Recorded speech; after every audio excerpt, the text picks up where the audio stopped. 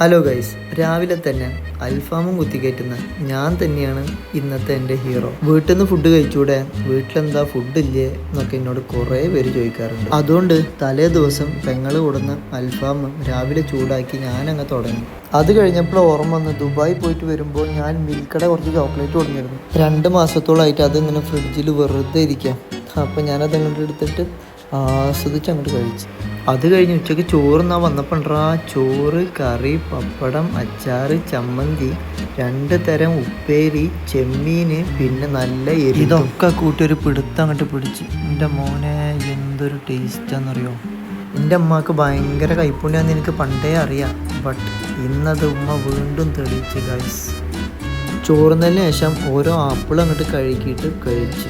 ഒരു ദിവസം ഒരു ആപ്പിൾ തിന്നാൽ ഡോക്ടറെ കാണിക്കണ്ടെന്നല്ലേ. വൈകിട്ട് പെങ്ങടെ വക നല്ല അടിപൊളി പപ്പായ ഷേക്കും കൂടി കുടിച്ചപ്പോൾ സെറ്റായി.